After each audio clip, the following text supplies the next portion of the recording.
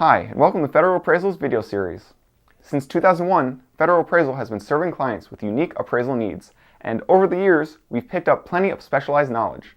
Some of that knowledge has been shared publicly through published articles in the Appraisal Institute's The Appraisal Journal and other publications. In this video, we will review our top 5 most acclaimed articles that we've published. Each article will also be linked in the description below.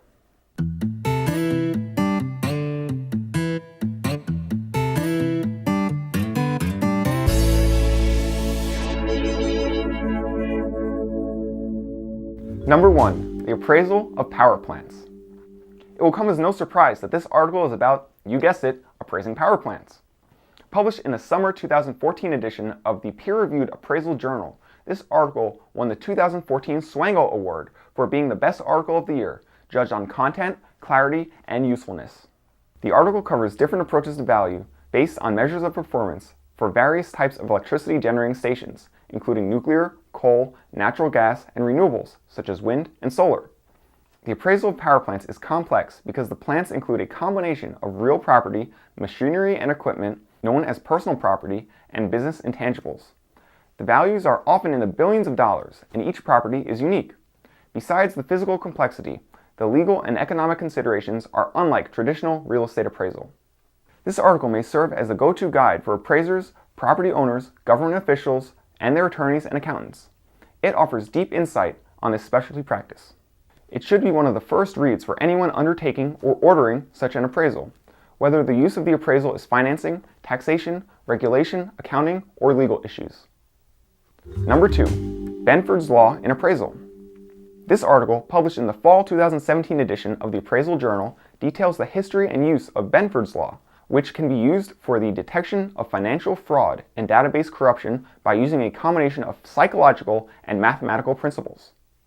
Named for physicist Frank Benford, who in 1938 noticed certain data values were distributed logarithmically.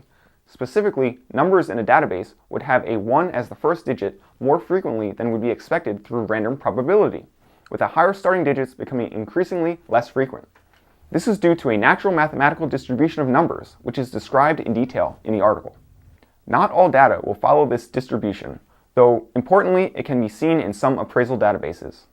Benford's law can be used in appraisals to verify the accuracy and validity of data under certain circumstances, and whether errors, accidental or intentional, have occurred.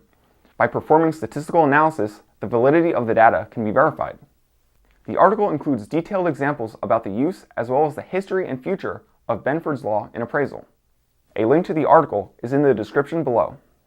Number 3. Defining and supporting entrepreneurial profit and incentive and external obsolescence.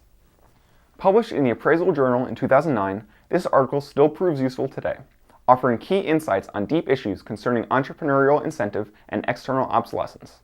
Entrepreneurial incentive is defined as the benefit one should expect to receive in the future from taking on a project and its risk. Entrepreneurial profit is the amount an entrepreneur actually receives from his or her contribution to a project. In other words, money made after property development, which is backwards looking. External obsolescence is a depreciation or loss in value caused by sources and economic influences outside the property. Entrepreneurial incentive is a cost of development and must be added into a cost approach to value and is implicit in the sales and income approaches. External obsolescence is an explicit deduction from value in the cost approach and is implicit in the sales and income approaches. Entrepreneurial profit is measured after the development is completed, sometimes by accountants, and is not part of a cost approach or market value measurement. It should come as no surprise that the more external obsolescence at play, the less profit there is to be gained by an investor, and vice versa. However, the article explains that even when profit is low or non-existent, entrepreneurial incentive is still expected and therefore must be included in cost approach, although offset by external obsolescence. Using macroeconomic data, the article demonstrates the inverse relationship between entrepreneurial profit and incentive and external obsolescence.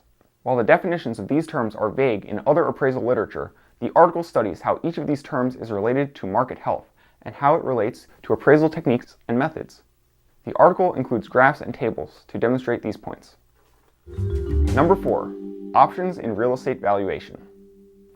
Nearly all properties and businesses are appraised as of a current date, based on the single most likely course of future events. This is known as deterministic appraisal. In reality, property and business owners may have several courses of action in the future, and it is often insightful to consider other possible scenarios concerning future events. In the real world, value is based on the composite of these scenarios, not merely the most likely one. Since the future is unknown, making the necessary appraisal and business measurements now can be difficult, but what is known as probabilistic appraisal can help. Options analyses can be utilized in appraisal to inform wise and financially beneficial decisions. In this article, we describe how real options can be used in appraisal, using different models to measure value of multiple present and future choices and courses of events. These models can help improve appraisal precision in value and risk measurement. The article is linked below. And number 5, corridor valuation, the ATF method, and maximally productive uses, railroads. Finally, in this article, published in the International Right-of-Way Association's journal, The Right-of-Way, in August 2008, we consider the impact of the highest and best use analysis in railroad corridor appraisal. Considering that railroad profits have been at historical lows for decades, alternative land uses such as retail or housing can easily be more profitable uses for the underlying railroad land, which are known as railroad corridors.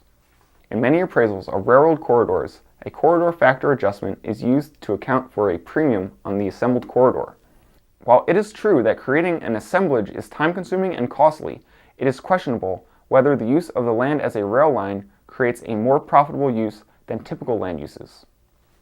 This corridor factor adjustment assumes an unproven maximal profitability, which has not been seen in rail businesses for decades.